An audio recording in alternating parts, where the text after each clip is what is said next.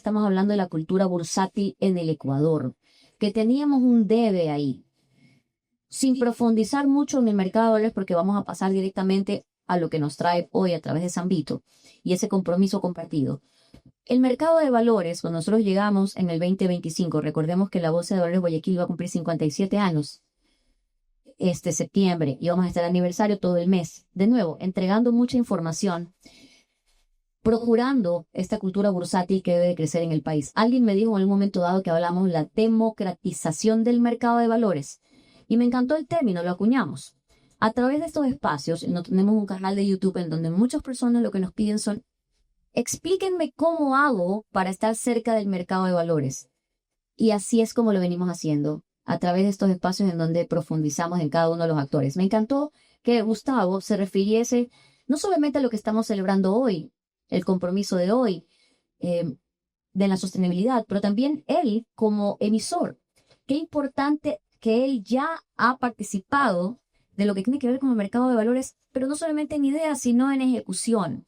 Le vamos a preguntar brevemente sobre eso porque es importante a través de estos espacios y para cada una de las personas que nos están viendo, nos encanta que nos escriban porque entendemos cuando de repente podemos ponernos un poco técnicos en algo y el compromiso es bajarlo. Me encantó cuando dices la taxonomía, qué importante que es manejar los términos. Pasa que en el mercado de valores hay muchas cosas que la gente teme repreguntar. Pueden venir con una pregunta clave, algo inclusive hasta de la prensa especializada en economía.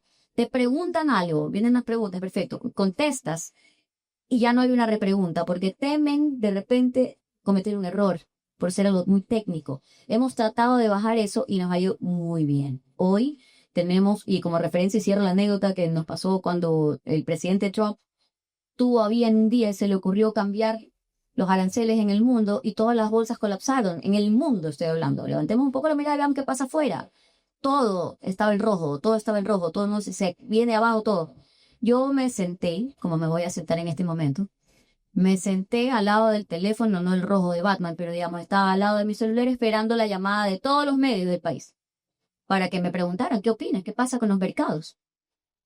Hay un sticker por ahí que circula que es una calavera que está así. Así me senté a esperar. Me quedé esperando. Nunca llamaron al mercado de valores. Nunca, nunca. ¿Eso qué es lo que nos estaba diciendo claramente? Que no estábamos en la mesa. Nadie sabía que el mercado de valores existía y que tenemos una opinión para dar. Además, en el mercado, ustedes saben perfectamente que es de la oferta y la demanda. Yo decía, bueno, que me pregunten porque saben que los que pierden hoy están ganando otros. Era bastante profundo el tema y después cambió. Para efectos de análisis del mercado de valores, hoy me encanta pensar que muchas más personas están involucradas. Y las preguntas llueven, así que muchísimas gracias por estar sintonizando este paso. Ahora sí, Gustavo, entremos directamente como emisor y declarado fanático del mercado de valores porque has visto el beneficio. Me encanta que estemos compartiendo esta mañana acá.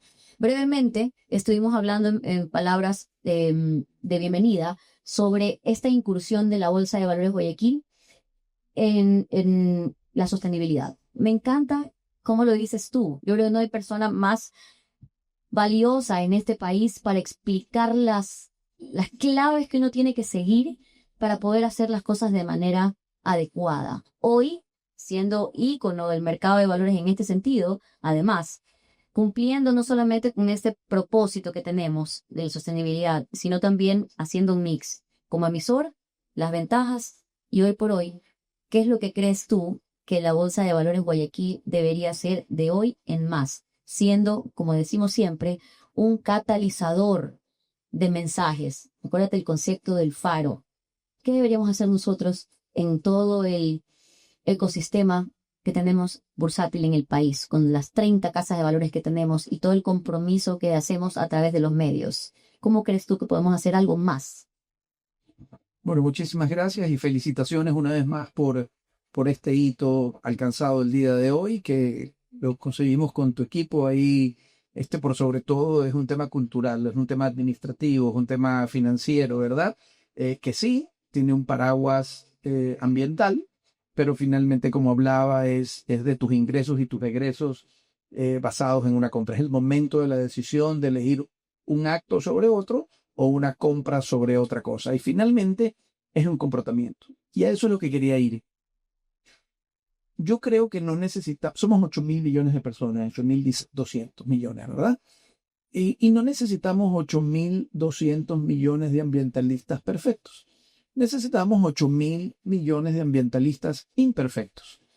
Por ejemplo, yo hoy me levanté y lo primero que hago, me voy a abrir los ojos, es desenchufar mi celular. Porque tengo muy claro el concepto del vampiro eléctrico. Y te queda así no tengas conectado el aparato, igual estás jalando en relatín un poquito de energía, ¿verdad? Entonces, eso es lo primero que hago. Luego, perdón, temas tan personales, pero cuando te lavas los dientes, muchos dejamos la llave abierta mientras te estás cepillando. Entonces, cerrarla mientras te cepillas, imagínense 8.000 millones de personas haciendo eso. Luego, este traje, porque lo mandé a hacer hace mucho tiempo, es un traje hecho por un sastre ecuatoriano. Y cuando me dijo, el sastre me dijo, ¿qué forro quieres que le ponga? Le dije, esos. Me dijo, no, esa es mi basura. Sí, yo sé, para ti es basura, para mí es un recurso. No, me dijo, esos son los retazos que han sobrado de mis trajes anteriores. Y bueno, ese es mi forro. Ese es mi forro. ¿Verdad? Entonces yo, la R de rechazar, la aplico porque es mucho más fácil solucionar los problemas al inicio de la cadena que al final, ¿verdad? Es más fácil no ensuciar que pagarle 470 millones de dólares a empresas, es el contrato más grande, y está bien, y lo hacen muy bien. Pero imagínense si la ciudad estuviera limpia, si cada uno se hiciera cargo de su R, si cada uno hiciera de hecho, ¿verdad? Y de ahí mi día va a seguir avanzando, y voy a apagar la luz cuando entre a un lugar, y si el lugar tiene unas cortinas que se pueden subir para tener luz natural, lo haré, y a la hora de elegir un alimento, pues elegiré algo que esté ojalá en la última milla y media de la cercanía donde fue comprado. Y son una serie de cosas, y dirán, pero ¿qué problema? No, ya es un estilo de vida. Y no me molesta, no me incomoda, estoy feliz. Estos lentes son hechos de redes marinas. Yo tenía que elegir unos lentes, me metí y hay unos lentes, las lunas las puse aquí en Ecuador, pero son unos lentes hechos del reciclaje del mar. Entonces, finalmente, Marta, las instituciones son es la cultura general, en los años, es la tradición, pero en el día a día es lo que hace cada uno de ustedes, ¿verdad? Lo que hace cada uno de ustedes en sus acciones cotidianas, en sus acciones diarias. De ahí, yéndonos a un tema más institucional, yo creo que sería interesante que la Cámara adquiera lo que nosotros llamamos el peso. El peso es el Plan Estratégico de Sostenibilidad Organizacional, donde tú arrancas con un diagnóstico de cuáles son tus entradas y tus salidas, ¿verdad? Luego, en función de un presupuesto, porque tú dices, bueno, pero yo tengo 5 de presupuesto, haces tus planes de acciones. Y tus planes de acciones pueden estar en tipo de impresoras, en softwares que utilizas, en sistemas de energía, en una serie de cosas. Y luego tienes el plan de implementación de todo ese proceso y tus indicadores de cumplimiento. Entonces, creo que la Cámara de Comercio debería ser un plan estratégico de sostenibilidad organizacional basado en diferentes pilares en el que se va a posicionar. Y termino diciéndote que típicamente, probablemente no tanto en este país, porque la información que voy a compartir es de mercados internacionales, pero el 90% de los mercados finales eligen un producto sostenible versus otro en igual, si es de igual calidad e igual precio. Más la mitad más uno en mercados de países desarrollados está dispuesto a pagar 10% más si el producto tiene atributos de sostenibilidad y demás, ¿verdad? Y de ahí ya en la parte financiera hay créditos. Conozco un banco, por ejemplo, en México, que aprueba los créditos y dice, estoy dispuesto a darte 10% más de crédito si recirculas el agua, si pones paneles solares, si utilizas una implantación arquitectónica que entre luz natural y una serie de factores más, ¿verdad? Entonces la parte económica también es mucho más rentable cuando te metes en estos planes estratégicos de sostenibilidad. Gracias, Gustavo. Yo creo que es hiper claro lo que estamos haciendo hoy como hito. Yo hablaba siempre de la cultura bursátil y esto sin duda esto forma parte de este compromiso y lo que queremos sumar. no solamente porque estamos conscientes, y gracias porque cada vez que tengo una conversación contigo, Gustavo, la verdad es que desde que estábamos en la Cámara y ahí todo lo que hemos venido pasando durante tantos años y hoy aquí en la Bolsa de Valores Guayaquil, qué importante entender que se ha venido avanzando un montón. Y cada vez que tengo la oportunidad de conversar contigo, como decía, y en estos espacios, siempre aprendemos algo nuevo. Es increíble cómo salgo yo tan, primero con, digamos, sintiéndome mal por todo lo que no hago y que debería hacer y que al final del día se convierte en algo, como tú bien dices, desde la parte personal y luego vamos a lo institucional. Es tan sencillo y a la vez complejo, porque es un cambio de cultura. Estilo de vida, correcto, correcto. Me ha encantado el ejemplo que haces con lo del forro de tu saco. Qué importante el doble uso de las cosas. Y eso hay, pues, digamos, corrientes, pero que no se convierta en un tema de moda, sino que sea real, desde el plano personal. Y hoy, siguiendo tu ejemplo, qué importante, y a veces uno tiene la oportunidad de tener ciertas experiencias que va sumando, ¿no? Yo tengo, mis dos hijos no viven acá, viven afuera, y ellos tienen, porque es importante entender qué es lo que está pasando en otros países, así como en el mercado bursátil afuera ocurren muchas cosas que en el Ecuador no se pueden dar porque la regulación no lo permite, y esa es nuestra lucha diaria. Eh, ¿Por qué no? Yo siempre le digo a las autoridades, ¿por qué no sumar o aprender de casos de éxito de afuera? Es tan sencillo, ahorrémonos de esa curva de aprendizaje que nos toma mucho tiempo. Cuando ya alguien más lo vivió, ¿por qué no lo adaptamos al Ecuador? Y es lo que venimos haciendo. Y de forma exitosa en algunos de los casos, tal vez no tan rápido como quisiéramos, pero con mucha fe. Y mi ADN siempre ha sido ser optimista, así que creo que vamos a lograr las cosas que el mercado de valores en el Ecuador necesita para seguirse desarrollando, no solamente en esta suerte de democratización del mercado de valores, entendiendo que todo el mundo puede acceder de diferente forma, a través de diferentes herramientas, vehículos, que hoy ya existen. Y es cuestión de entender y cómo pueden ser parte, pueden tener un portafolio dentro de, y no necesitan tener millones para hacerlo, simplemente un tema de planificación. De nuevo, estilo de vida. Otra vez, volvemos a unir caminos. Así como en la sostenibilidad, también en el manejo de recursos. Qué importante que es entender en dónde. Pero sobre todo, estilos de vida, como decía, mis hijos que viven afuera, cómo tienen experiencias diferentes y cómo empiezan a ver la vida de otra manera. Y se van acoplando y lo van entendiendo y ya es un diario vivir. Ya no lo ven extraño. Este tema del doble uso, como les decía, y yo no le hago ni propaganda a nadie, la verdad es que no, simplemente es un tema de las realidades. Aquí es impensable que alguien visite una tienda de doble uso. No, veo que hay gente que lo hace, pero se avergüenza de alguna manera. Al contrario, si uno va a otros lugares orgullosísimos y felices, vamos a ver qué podemos hacer. Si encuentro algo que le cobra un segundo uso, no solamente que lo voy a comprar, tal vez yo misma puedo entregar algo y y seguimos en esta suerte de cosas. Hablo de, lógicamente, pues, ropas, zapatos y demás cosas. Y hay muchas otras cosas también, no solamente eso. El compromiso de la Bolsa de Valores Guayaquil hoy a través de lo que hemos venido trabajando con el equipo. Es importantísimo, como decíamos, por un tema de cultura. Me encanta pensar que por lo menos acá, todos los que formamos parte de la Bolsa de Valores Guayaquil, hoy tenemos un poco más de entendimiento sobre el tema. Y como tenemos un círculo, yo siempre digo que cuando hablo en las charlas de liderazgo y de mujeres, hay que entender por qué tenemos que volcarnos hacia las mujeres. ¿Por qué lo hacemos? En una charla que compartimos en Machado, hablábamos de eso. Porque, y no estoy diciendo menos, yo creo que los hombres y las mujeres, al final del día somos distintos y nos complementamos, de eso se trata.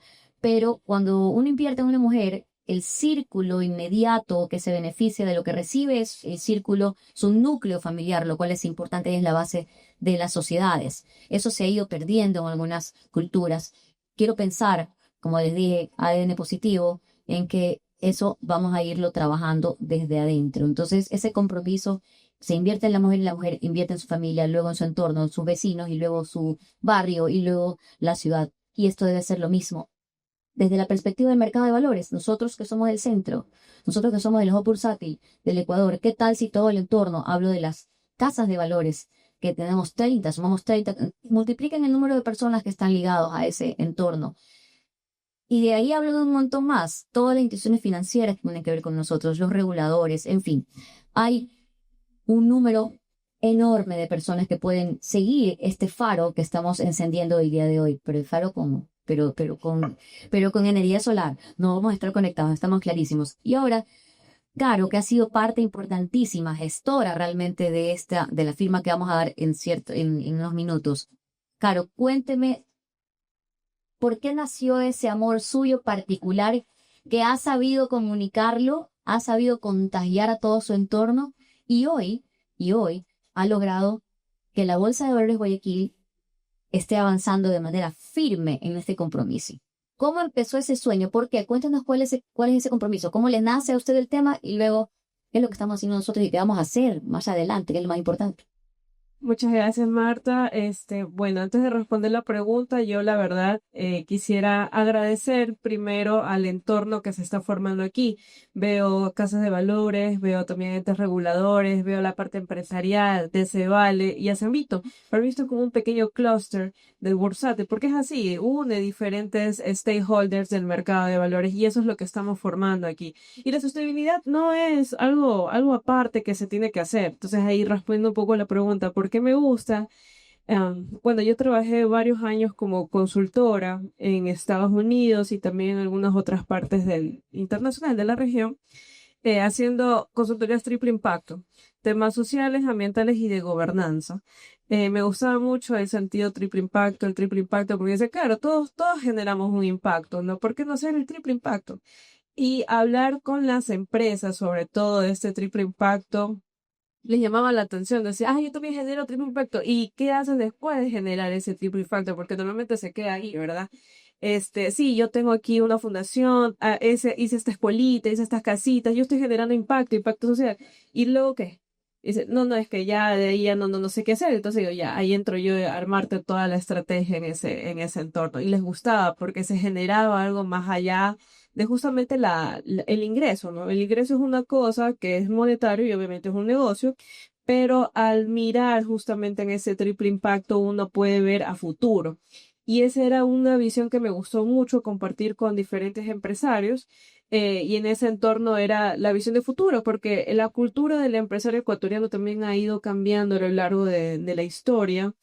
Y no es hace mucho que ha tenido una mirada más a futuro, no es recién, sobre todo porque las empresas son familiares, a veces se quedan en el presente y luego no se van en más allá en 5 o 6 años, y así sucesivamente. Entonces era una tendencia y ahora no lo considero una tendencia. Yo creo que es simplemente una parte de la cadena de valor de la empresa que debería tener y no lo vi diferente para la bolsa.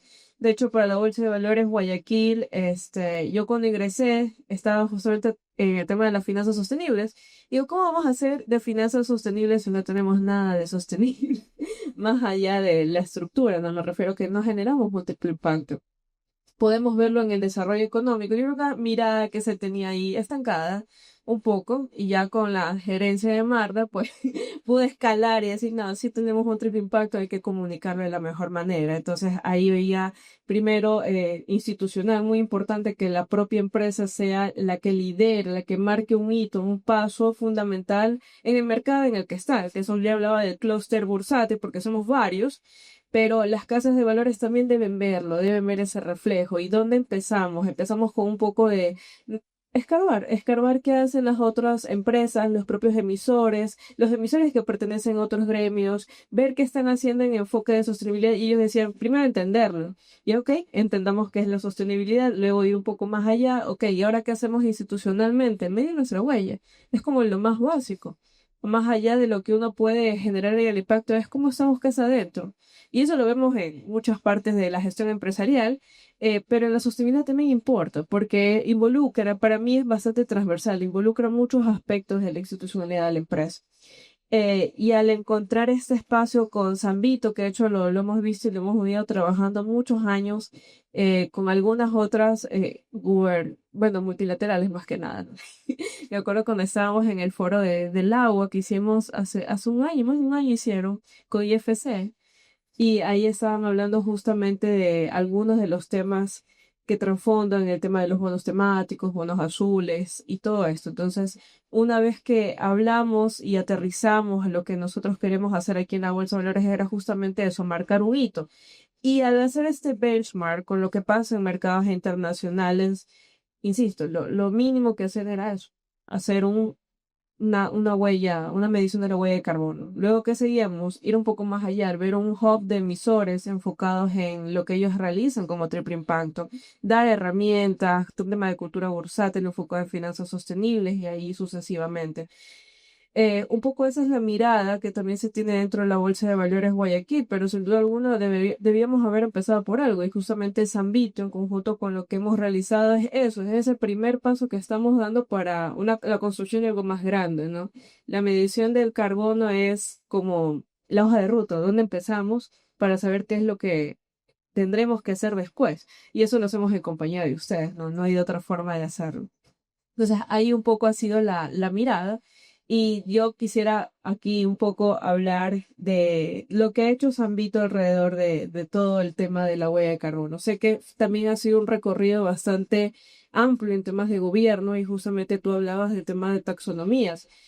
Imagínate, estamos hablando de una taxonomía recién, cuando en 2012, 2010, 2014 Europa ya la tenía condensada. Entonces, ahí, yo igual te hablo un poco, quisiera saber tu experiencia detrás de esto, ¿no? ¿Verdad? De qué es lo que estamos teniendo. O sea, esto es un paso para nosotros, pero en temas de gobierno, en temas de políticas públicas, también se está dando pasos bastante importantes, tarde puede ser, pero importantes al fin y al cabo. Y es también una hoja de ruta que se está empezando para los de las empresas.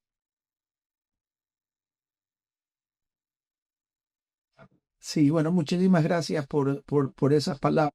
Bien, yo creo que las instituciones que no tengan en uno de sus 21 cromosomas en su ADN, no tengan uno relacionado auténticamente con procesos de sostenibilidad, estarán desaparecidas en una década. Unas un poco más, otras un poco menos. Y a veces no, tú mencionaste al gobierno de Estados Unidos, yo también lo quiero mencionar, porque nos está invitando a marearnos, nos está invitando a pensar de que la sostenibilidad ya no es tan importante porque se sale del Acuerdo de París. La sostenibilidad ya no es tan importante porque abrió un área de pesca industrial en una de las mayores reservas marinas del mundo, lo abrió la semana pasada. Ya no es tan importante porque él le quitó el subsidio a los vehículos eléctricos. Pero realmente no nos mareemos. Ese es un péndulo que regresa, la política a veces toma un poco más, un poco menos, nos guste o no nos guste, aquí no estoy para hablar de política ni de izquierda, ni de derecha, ni de centro, de nada, pero los péndulos de la política son así. Y el gobierno de Estados Unidos hoy está hacia eso. ¿Pero qué están haciendo los mercados europeos y los mercados asiáticos? Esto, eh, estuve en un tanque de pensamiento en el Rockefeller Center hace poco, invitaron a 18 personas para ver cómo impactábamos los estados financieros públicos y privados a través de la biodiversidad. Y trajeron un asesor de Xi Jinping. Resulta que China ya estaba empezando a medir su GDP, su PIB, ¿verdad? El Producto Interno Bruto, que nos enseñaron que es lo más importante para medir la riqueza de un país, que esa es toda otra charla que yo creo que es un concepto equivocado, pero digamos que el PIB es para medir la riqueza de un país. Bueno, resulta que China ya al GDP, que es el PIB en español, le puso, previo a la línea de ver cuál es tu PIB, le puso un GEP, que es el Gross Ecological Product, y es el pasivo que tiene que presupuestar el gobierno para resarcir todo el impacto que le hizo la naturaleza para que le siga dando de por vida ese de GDP al menos.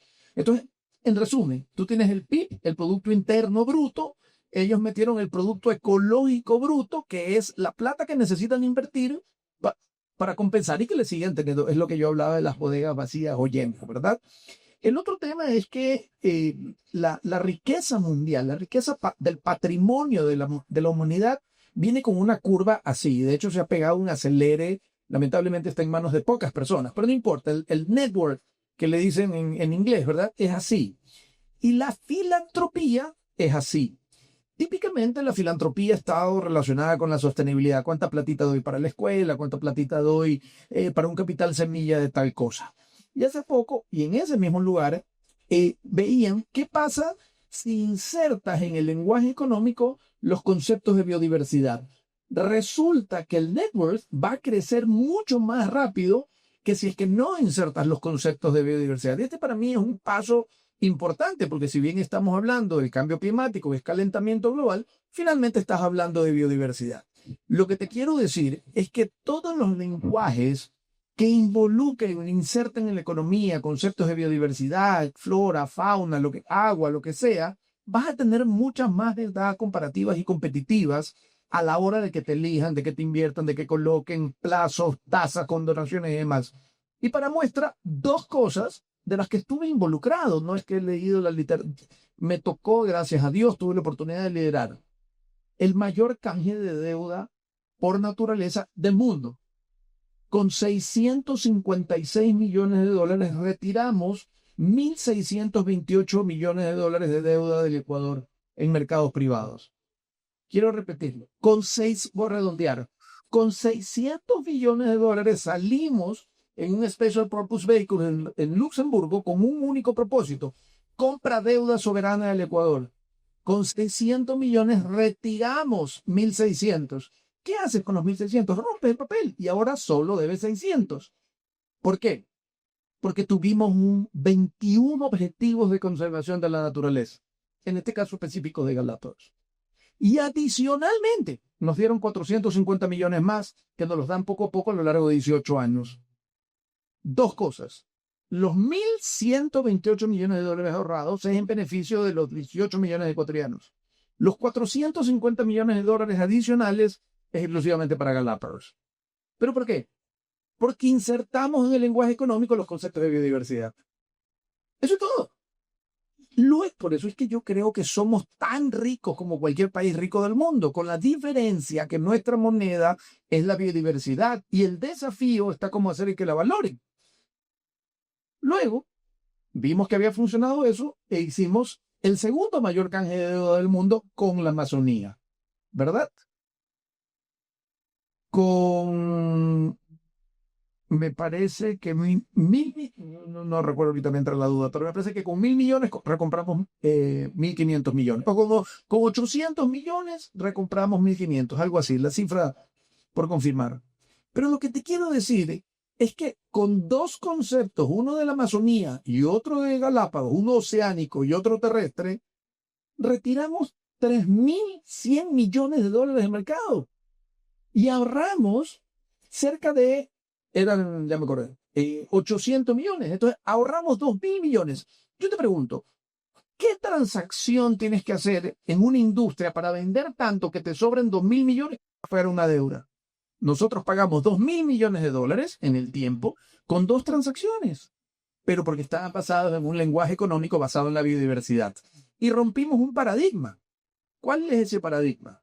Normalmente te pagan por un pez, que lo conviertas en pescado, le agregas valor, lo fileteas, le metes frío y lo exportas. Acá nos pagaron 2.000 millones por dejarlo debajo del mar, vivo. Y sabes, y ahí entra un concepto biológico que se llama el overspilling, que es: yo dejo vivo aquí y los peces, aunque parezca mentira, tienen su razonamiento. Pues oye, por aquí no pasan redes, porque es un área de pesca protegida. Por aquí no pasan motores, ¿no? Por aquí no pasan redes, a ese sonido. Mi body que estaba aquí no se lo han llevado a ese pececito. Entonces empiezan a reproducir ahí. Entonces se reproducen tanto que luego tienes el overspilling, ¿verdad? Entonces ha incrementado más del 20% las capturas de atún. Entonces, es buen negocio. Es doblemente verde. Es el verde de la naturaleza y el verde del billete. Esto no es salvar el planeta, es salvarlos a nosotros. De hecho, el planeta no está en riesgo. El planeta no está en riesgo. Estamos en riesgo nosotros. Lo que va a hacer es que el mar se va a meter aquí. Lo que va a hacer es que va a ser más calor, pero la naturaleza per se se adaptará, ¿verdad? Y dicen, y con esto termino, que somos la primera generación que está sintiendo de verdad los efectos del cambio climático. Y somos la última que tiene la capacidad de hacer algo al respecto. Es muy potente ese concepto. Sin duda, hiperpotente esa última frase. Gustavo, en realidad es que el compromiso se vuelve cada vez más profundo cuando uno entiende que cada una de las acciones que uno toma, ya sea en el plano personal y por qué no llevarlo a nuestro día a día en la industria o en el trabajo, en este caso, al mundo laboral, como instituciones, podemos hacer mucho a través de este espacio. Qué importante entender lo que nos acabas de decir. El ejemplo, nosotros aquí en la Bolsa de Valores Guayaquil es importante que lo conozcan todos y a través de este espacio también les recuerdo. Nosotros hemos cambiado un poco el concepto del mercado de valores y lo venimos haciendo desde el año 25 con grandes resultados. Paramos para recordar un poco y compartirlo contigo, Gustavo.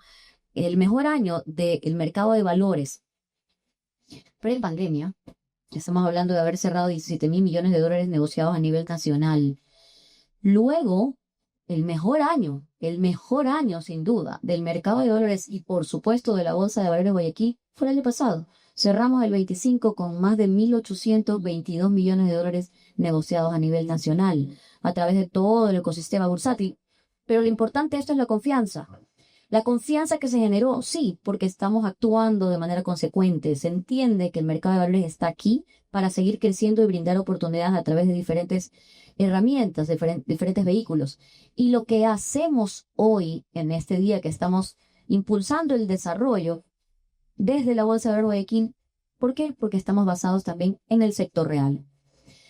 El sector real, si bien es cierto, había sido parte importante del mercado de valores, pero a mi juicio estaba subvalorado. No se mencionaba, no estaba dentro de la conversación, si se quiere, el mercado de valores. Y nosotros, junto con todas las campañas que hemos venido haciendo, nos volcamos a abrir el mercado de valores para que se entienda lo que estamos haciendo y sobre todo lo que podríamos llegar a hacer.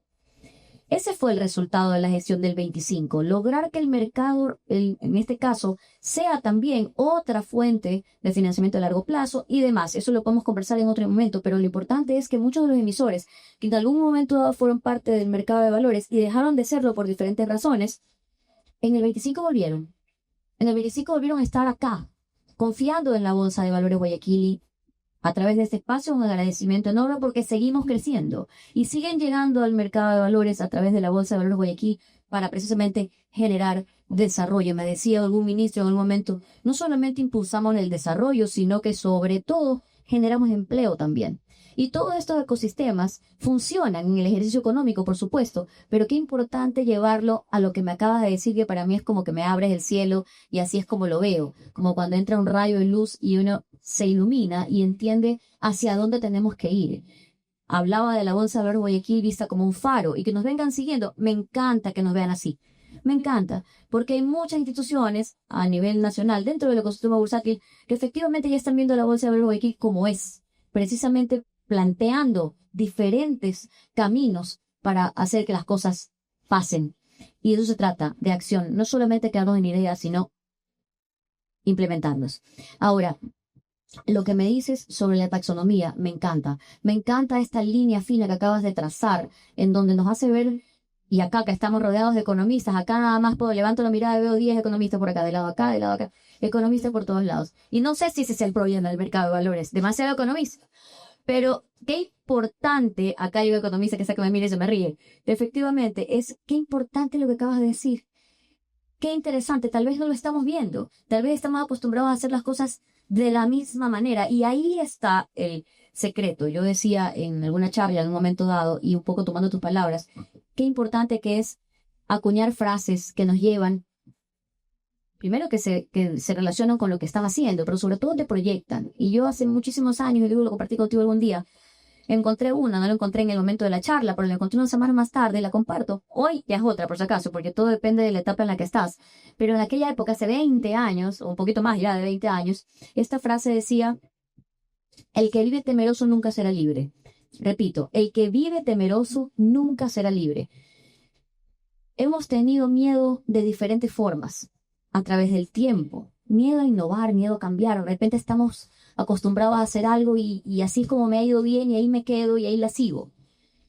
Pero ese no es el secreto para crecer, ese no es el secreto para desarrollarse. El secreto está en innovar, levantar la mirada, entender que hay cosas nuevas, perder ese miedo. Libre, hay que no tener miedo para ser libre de crear. Lo que tú acabas de decir, esa línea, del GDP, pasar al GEP, me parece extraordinario, extraordinario. Seguramente tienen que haber habido miles de mentes brillantes que estuvieron pensando en esto y simplemente lo implementaron y además le hicieron números. Acá los economistas, esos economistas que perdieron el miedo de hacer las cosas de la misma manera, dijeron, bueno, aquí hay algo más, aquí hay un ingrediente adicional que puede ser, sin duda, agente de cambio. Y es lo que estamos hablando acá. Me encantan, lo voy a implementar a los economistas que me acompañan en el día a día del análisis de los escenarios en la Bolsa de Valores de Guayaquil. Tenemos que adicionar una línea ahora, vamos a entender cómo lo vamos a implementar, porque qué importante que es no solamente hablar de un tema, sino llevarlo a la práctica como lo estamos haciendo hoy. Muchísimas gracias, Gustavo, por todo lo que has compartido con nosotros. Caro tiene una última pregunta para ti en este foro para irlo cerrando. Tengo una pregunta. Vaya. Algo que justamente en línea de lo que mencionaba Marta, el tema de crear agentes de cambio e innovar, impulsar y desarrollar, y vuelvo acá porque creo que esto es una comunicación realmente importante. La Bolsa de Valores Guayaquil está próxima a ser National Partner de la región, que justamente que se involucren los ecosistemas de impacto. Entonces, para nosotros esto era una hoja de ruta. Yo decía, aquí tenemos la certificación, acá tenemos a los multilaterales, ¿qué más podemos hacer? ¿Por qué no ser el National Partner? Tantos lugares de impacto que hay y tenemos justamente esa relación con los inversionistas europeos, que son justamente los que están más interesados en invertir en las empresas ecuatorianas. ¿Y por qué no? Y ahora estamos siendo uno de los grandes agentes de cambio también dentro del ecosistema de impacto. Entonces, a mi pregunta es bastante puntual. Con esta mirada que se tiene en Europa, y tú ya un poco hablabas del tema de Trump y toda la parte política, hay una mirada bastante interesante y desafiante hacia los productores, acuícolas más que nada, o agroexportadores, que bueno, aquí en Ecuador son una buena parte, una buena porción de las empresas, que se ven ahora con esta parte política, de política pública en Europa, de que deben hacer una compensación de carbono. Esa es una. Y la otra, también deben tener un acuerdo para las importaciones y exportaciones que se realicen con el cumplimiento de ciertos objetivos de desarrollo. ¿Cómo ves eso aquí en Ecuador? Tú que trabajas en el día a día justamente realizando estas mediciones, estas compensaciones también. Wow. Sí, menos mal me preguntaste sobre lo de Europa porque solo dije lo de China y el concepto que estaba tratando de permear es que mercados como europeos o China están viendo esa sombra que está haciendo Estados Unidos o ese mal cálculo y ellos están doblando su apuesta. Entonces, por ejemplo, si tú eres un ganadero, palmicultor, café o cacao, diciembre de este año no entras al mercado europeo si no mides tu huella de carbono. No entras, no entras, ¿verdad? Entonces eso es lo que yo me refería, que en la próxima década quienes no opten por estas políticas están destinados a desaparecer. Estados Unidos acaba de aprobar una ley contra el greenwashing, ¿verdad? Contra el lavado del greenwashing. Exacto, el lavado de marca, ¿verdad? Esas cosas que prometes y que no eres. Ya tiene consecuencias administrativas, civiles, penales en los mercados europeos. Entonces, yo creo que hay que aprovechar, entender que el planeta es mucho más allá de las oportunidades de Estados Unidos, que los péndulos cambian, que hay regulaciones y restricciones en Tokio. Hay algo relacionado con el mercado de valores. Ahora todas las instituciones que están en el mercado de valores tienen que... En Luxemburgo, si no me equivoco. También, es decir, realmente esto no lo para nadie. Porque más allá de yo estuve en la política pública, ¿verdad? La política pública acelera, pero hay algo mucho más importante que eso, que es la conciencia del consumidor. La conciencia del consumidor, si no, pregúntenle en una marca que no les voy a decir, en multinacional, que tenía un chocolate, todos, sin excepción, lo hemos comido aquí, no voy a decir la marca, y se dio cuenta que para producir ese chocolate estaban deforestando unos bosques en Malasia. Y cayó esa información en manos de alguien que tenía poder de aglutinar a la gente en las redes sociales. Y empezó a aglutinar y finalmente se hicieron millones de personas y le dijeron a esa multinacional, oye, si no tienes un cambio de proveedor de aceite para tu chocolate, Aquí estos millones estamos comprometidos en cambiarnos de producto, ¿verdad? Y de ahí se crea el famoso el RSPO, Round Table for Sustainable Palm Oil, que es, oye, si no tienes esa certificación, no entras, estás destinado a desaparecer. Y quiero terminar con algo, con dos cosas. Si tú eres un inversionista asiático o europeo, tú mandas a tu desarrollador de mercados a ver dónde vas, ¿verdad? Entonces, ese desarrollador de mercado finalmente va a venir con una tabla en Excel, con una matriz, comparando Colombia, Perú, Costa Rica, Ecuador y ve dónde invierte. Dónde hay más estabilidad, está dolarizado o no está dolarizado, dónde hay más cargas tributarias de trabajadores o impuestos de salida de capital, quién tiene derechos en la naturaleza, en la Constitución y no. Uno de esos casilleros es la taxonomía verde. Colombia ya lo tiene. Entonces, cuando tú dices, ok, mato $1,000 para allá o $100,000 a invertir, tú ya sabes que Ecuador cuando dice carretera ecológica se refiere a esto. Y Colombia cuando dice carretera ecológica se refiere a esto. No es que tú dices un claim de carretera ecológica es porque pongo un parterre con árboles. No, son una serie de cosas. Pero Colombia ya lo hizo y lo registró en el mercado de valores de Estados Unidos. Ya Colombia tocó la campana y es uno de los primeros países del mundo que dijo, vengan donde mí, porque yo cuando digo algo es algo, cuando digo Z es Z. Este es mi lenguaje o taxonomía o glosario verde. Entonces, yo creo que la Cámara tiene que liderar esa conversación y coincidentemente viene la próxima semana. La otra cosa, ya que los economistas están aquí, no tienen nada más, lo que hayan bastante, lo que hay que mezclarlos con biólogos. Esto que voy a decir es realmente punta de lanza, Marta. Y esto hoy puedo parecer loco, pero esto se viene y no lo para nadie. Que decía de la riqueza de capitales, la filantropía y cómo este gap entre el crecimiento patrimonial y la filantropía, cómo hacemos que la plata de los filántropos vaya para acá. Porque tú dices, yo tengo $1,000,000, yo te puedo donar 100,000. Pero si tengo $1,000,000, no te puedo donar 1,000,000. Entonces la conversación es cómo yo hago que el que tiene $1,000,000 me dé $1,000,000. Me tienes que ofrecer un negocio, ¿verdad? Porque son emprendedores y son de riesgo y demás. Quizás no te meten el 1,000,000 porque dicen, no, déjame unos 400,000 acá. Pero es cómo me muevo a que mi riqueza de capitales o mi patrimonio yo lo coloque en algo. Entonces, el lenguaje que se tiene que hablar es cuánto vale la naturaleza, así como nosotros hicimos $1,600 millones con 600 y nos ganamos 1,100 porque la valoramos. Esto, la nueva discusión se llama NAC en inglés, Natural Asset Companies, compañías de activo natural. Ya las Naciones Unidas creó 38 indicadores para ver cuánto vale la polinización. Uno de esos, para ver cuánto vale la purificación de agua, para ver cuánto vale económicamente la secuestración de carbono.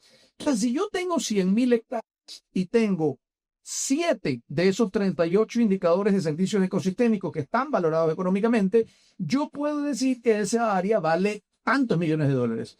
Entonces, el futuro, Marta y Gonzalo y todos, está en tener áreas que estén protegidas, identificas económicamente desde la perspectiva del servicio ecosistémico, no desde la perspectiva del bien inmobiliario que está al pie de un río, que está al pie de una carretera. Creas una empresa con un objeto que es proteger la naturaleza y esa empresa la registras en el mercado de valores de Nueva York, de Londres, de Hong Kong, de Tokio.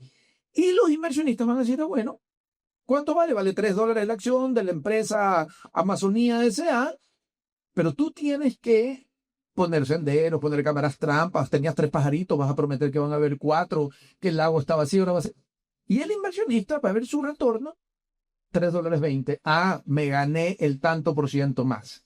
Solo así, cuando vemos ese lenguaje, lograremos movilizar la cantidad de recursos suficientes para proteger la naturaleza. Y el país que lo haga primero será, evidentemente, pionero, pero será quien capte eso. Entonces necesitas taxonomía verde. El mercado de valores tiene que moverse para empezar a crear empresas de recursos naturales. No puedes ser una empresa que tenga una fábrica. No. Son empresas que tienen propiedades de recursos naturales, ¿verdad? Por ejemplo, pudiéramos rescatar el estero salado así. Sin duda. Y no tiene que ser prístino para que sea... no tiene que ser prístino para que la gente invierta, ¿verdad? Porque tú puedes coger algo que está mal y te prometes que lo vas a rescatar.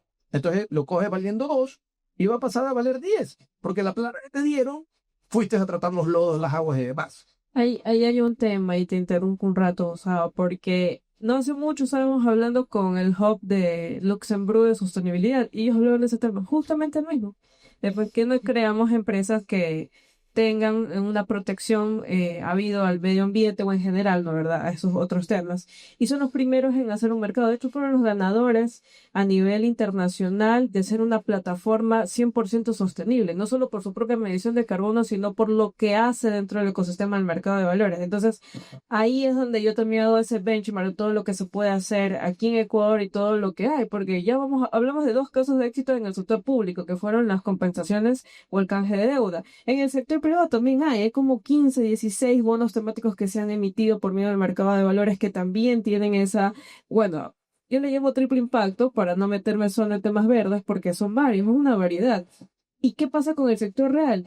El 58% de los inversores internacionales que vienen a invertir a la región latinoamericana son europeos. El 57% son netamente europeos. ¿Y cuál de ese portafolio está destinado a la inversión en bonos verdes, que es lo que tú estabas hablando de temas verdes? Aproximadamente 39%. Entonces estamos hablando de una cantidad amplia y también por eso era mi pregunta de Europa, ¿no? ¿Verdad? ¿Cómo vamos a hacer con las empresas que son ecuatorianas que quieren ir a Europa, donde obviamente está la mayor porcentaje de inversionistas allá en ecosistema de impacto, ¿no? No solamente el mercado de valores, que tienen fondos, portafolios, entre otros? Entonces, esa mirada que tienes, que acabas de traerla justamente a la conversación, es a donde apuntamos nosotros también, ir un poco más allá de los mercados de capitales locales, como lo comúnmente se conoce, sino ampliar esa base, ampliar también el tema de instrumentos y del propio mercado para poder tener una oferta para el inversionista que está allá catapultando.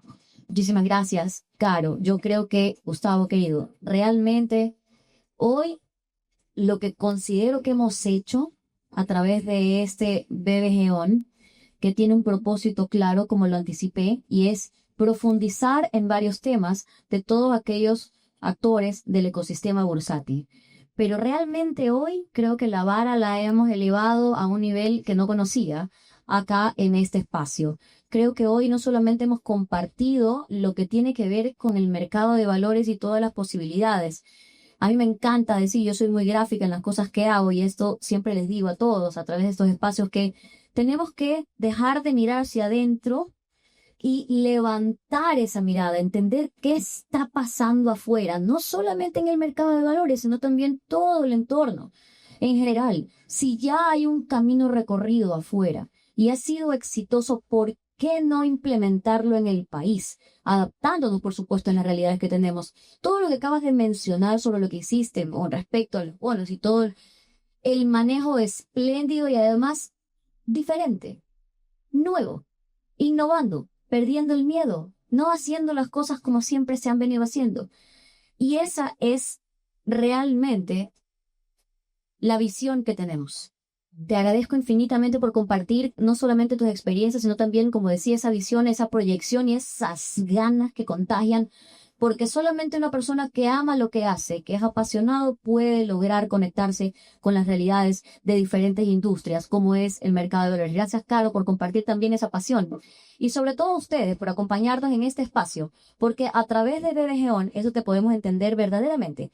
Cada uno de aquellos de los que forman parte de este ecosistema bursátil, en donde podemos crear, generar, desarrollar, porque desde la Bolsa de Valores hoy aquí impulsamos el desarrollo. Muchas gracias y nos vemos en la próxima.